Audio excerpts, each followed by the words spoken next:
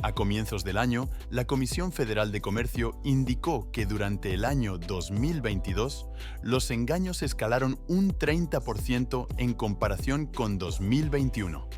Al parecer, los jóvenes de 20 años son más susceptibles a perder dinero en estas maniobras, pero cuando son las personas de mayor edad las que padecen una estafa, la suma perdida es considerablemente mayor.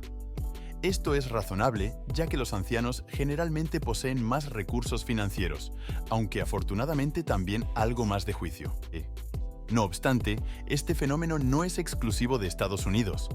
En el Reino Unido, las entidades bancarias también informaron de un incremento notable en el fraude en 2022, y la mayor parte de estos incidentes provenían de operaciones en línea.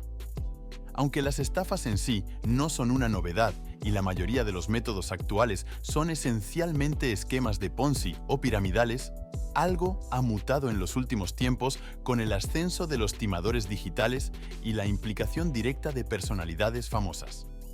En muchos de estos casos, parece que la gente incluso aprueba o admira el acto de engañar a otros. Actualmente, navegar en Internet equivale a abrir las puertas a un universo repleto de contenido engañoso. Por ejemplo, cómo usar el GPS para operar en la bolsa de valores, o explorar un sinfín de propuestas de ingresos pasivos que, en realidad, difícilmente generan algún beneficio. El verano pasado, un reporte de Associated Press reveló un fraude masivo con los fondos destinados para la ayuda por la pandemia. La cantidad sustraída es colosal, más de 280.000 millones de dólares. ¿El método? Lo que sigue es aún más asombroso. Tal vez lo recuerdes, pero el gobierno de Estados Unidos distribuyó dinero directamente a sus ciudadanos durante la pandemia para evitar el estancamiento económico. Resulta que hubo individuos que se apropiaron de las identidades de personas difuntas o incluso de prisioneros federales para solicitar estos subsidios de desempleo. Sí, subsidios de desempleo para personas fallecidas. Pero hay más. Para añadir complejidad, se organizaron para cobrar esos cheques en diversos estados. Una estratagema que permitió a estos delincuentes acumular una suma de dinero tan descomunal que roza lo absurdo. Y atención, no solo participaron estafadores ordinarios. Entre los implicados se encontraban desde un soldado en Georgia, líderes de una iglesia extinta en Texas, un ex legislador en Missouri, hasta un reparador de tejados en Montana. Una amalgama de personajes de todas clases.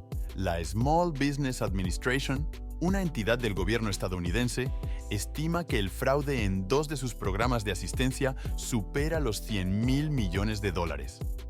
Lo verdaderamente fascinante de este caso es que entre los involucrados figuran celebridades, artistas y altos directivos. La SBA, Administración de Pequeñas Empresas, informa que está evaluando más de 80.000 posibles casos de fraude. Para dimensionar esto, sería como emprender investigaciones por cerca de 100 años. Lo asombroso es la cantidad de personas ordinarias que optaron por sumergirse en este universo de falsedades durante la pandemia. Jim Llanos, un inversor experimentado en fondos de cobertura, sostiene que estamos en lo que él denomina la era dorada del fraude. ¿A qué se refiere con esto? En esencia, a que el fraude tiende a intensificarse en periodos de bonanza económica, pero se hace evidente en su plenitud en momentos de crisis. Para comprender mejor este fenómeno, retrocedamos en el tiempo. Concentrémonos específicamente en la década de 1920. Por aquel entonces, la inversión de moda en Estados Unidos se centraba en acciones y bonos del Club Editor, un conglomerado sueco que abarcaba sectores variados, desde silvicultura y papel hasta fábricas de cerillas. ¿Qué atraía tanto a los inversores? El aliciente era que dividían estos valores en segmentos pequeños. Imagina una acción que valía, por ejemplo, $100. En vez de vender la acción entera a un solo inversor, optaron por fraccionarla en segmentos menores. Cada segmento, denominado fragmento o parte, representaba una porción de la acción total y ofrecían dividendos exorbitantes, de más del 20%. Sin embargo, sorpresa, todo resultó ser un enorme esquema Ponzi. Un esquema Ponzi es una modalidad de fraude en la que los retornos a los primeros inversores se financian con el capital de nuevos inversores, no con beneficios reales. En el ejemplo de Geritol, prometían dividendos considerables a los inversores. Sin embargo, estos desembolsos no provenían de los beneficios reales de la empresa, sino del capital aportado por nuevos inversores. Este modelo colapsa cuando ya no es posible atraer más capital para retribuir a los inversores previos. ¿Te resulta familiar? Probablemente hayas topado con algún negocio similar sin siquiera darte cuenta. La empresa Geritol se desplomó en 1932, lo que condujo a la implementación de nuevas normativas para regular los valores en Estados Unidos. En estos ciclos de fraude, las autoridades suelen actuar tarde y, tras el desorden, se apresuran a establecer nuevas regulaciones para prevenir que se repita la historia. Hay ejemplos claros de esto tras la burbuja de las .com y la crisis financiera mundial de 2008. En ambas situaciones, las fuerzas del orden actuaron tardíamente para proteger al público.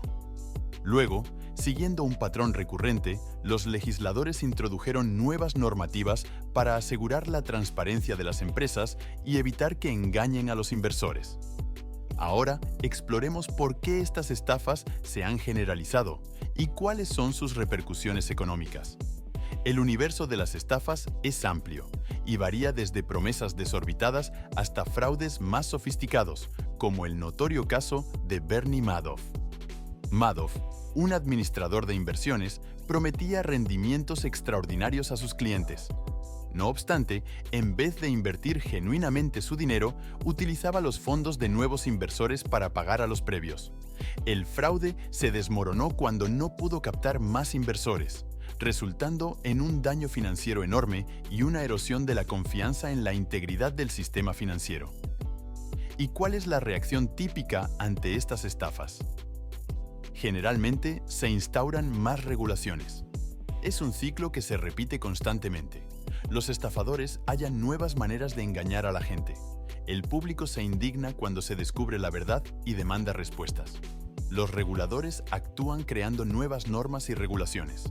Y así, por un tiempo, el ciclo se reinicia.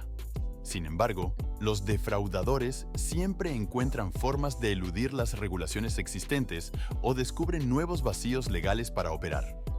Y así, el ciclo perdura. La naturaleza humana tiene una parte de responsabilidad en este fenómeno. La avaricia y la ilusión de enriquecerse rápidamente a menudo empañan el juicio de los inversores, haciéndoles susceptibles a las ofertas exorbitantes de los estafadores. La fantasía de obtener riquezas fácil y rápidamente es una trampa que ha existido a lo largo de la historia, y los defraudadores la explotan hábilmente para atraer a sus presas. La psicología detrás de las estafas destapa la vulnerabilidad humana ante la promesa de ganancias extraordinarias. En periodos de incertidumbre económica o desesperación, la gente puede estar más inclinada a ignorar las señales de peligro y caer en trampas que, bajo circunstancias normales, serían más fácilmente identificables. Es esencial que los inversores y la sociedad en general reconozcan estos patrones históricos y se eduquen sobre los indicios de posibles estafas. La transparencia, la diligencia debida y la toma de decisiones basada en información son herramientas clave para combatir el fraude financiero. Los reguladores también juegan un rol vital en el desarrollo y la implementación de políticas que protejan a los inversores y preserven la integridad del sistema financiero. En conclusión, enfrentar el fraude financiero es una lucha constante que requiere la participación activa de inversores, reguladores y la sociedad en su conjunto. La historia nos muestra que, aunque las formas de estafar puedan cambiar, los patrones subyacentes y las debilidades humanas se mantienen constantes. Solo a través de la conciencia, la educación y la acción proactiva podemos forjar un sistema financiero más sólido y resistente a las maquinaciones de los estafadores. Desafortunadamente, la realidad nos demuestra que, a pesar de las lecciones aprendidas del pasado, las estafas financieras continúan persistiendo y evolucionando. La revolución digital ha brindado a los estafadores herramientas y plataformas nuevas para ejecutar sus engaños de manera más sofisticada y a una escala global. El crecimiento de las criptomonedas, las transacciones en línea y la conectividad mundial han creado un campo propicio para el surgimiento de una nueva generación de defraudadores. Un caso representativo es el auge de las criptomonedas, donde se han registrado numerosos incidentes de esquemas Ponzi y fraudes asociados con las ofertas iniciales de monedas, ICOs. La escasa regulación y la complejidad del ámbito criptográfico han facilitado un entorno en el que los estafadores pueden operar con relativa impunidad. La promesa de rendimientos exorbitantes en un breve lapso de tiempo a menudo induce a los inversores a pasar por alto señales de alerta y caer en trampas. La situación se agrava cuando figuras públicas, celebridades o influencers apoyan proyectos criptográficos sin realizar una investigación exhaustiva. Estos avalan pueden conferir una legitimidad engañosa a proyectos fraudulentos y engañar a inversores incautos. El papel de las redes sociales y la rapidez con la que se difunde la información y las tendencias también ha facilitado la expansión acelerada de esquemas fraudulentos. Mensajes virales, recomendaciones de inversión y testimonios falsos pueden diseminarse ampliamente antes de que las autoridades o la comunidad financiera puedan actuar. Además, la complejidad de los productos financieros modernos, como los derivados y productos estructurados, a menudo deja a los inversores con una comprensión incompleta de los riesgos asociados. Esto abre puertas a estafadores que se aprovechan de la falta de conocimiento y entendimiento del inversor promedio. Las repercusiones económicas de los fraudes financieros son considerables. Más allá de las pérdidas financieras directas para los inversores afectados, estos sucesos pueden minar la confianza en los mercados financieros y tener un impacto negativo en la estabilidad económica.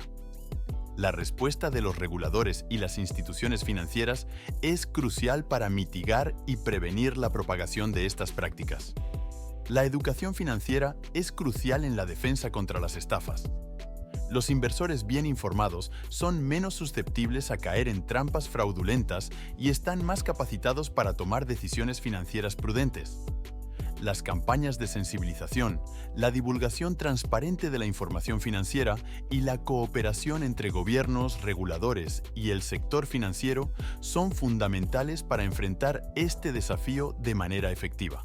En definitiva, la batalla contra el fraude financiero es un esfuerzo colectivo que necesita una mezcla de regulación robusta, educación, tecnología y vigilancia constante. La historia nos enseña que, a pesar de los progresos en la sociedad y la tecnología, la avaricia y la vulnerabilidad humana continúan siendo elementos constantes que los estafadores aprovechan. Solo a través de una respuesta proactiva y colaborativa podemos avanzar hacia un entorno financiero más seguro y a prueba de fraudes. Y eso concluye nuestro tema de hoy. Esperamos que hayan encontrado valiosos los conocimientos financieros compartidos en este segmento. ¿Qué os ha parecido los fraudes en esta época tan moderna donde la tecnología tiene tanta influencia en las personas? Dejárnoslo saber en los comentarios. No olviden suscribirse para más contenido y activar las notificaciones para estar al día con nuestras futuras publicaciones. Si disfrutaron del video, denle un like, compártanlo con sus amigos y dejen sus comentarios. Nos vemos en el próximo episodio. Manténganse financieramente informados y empoderados.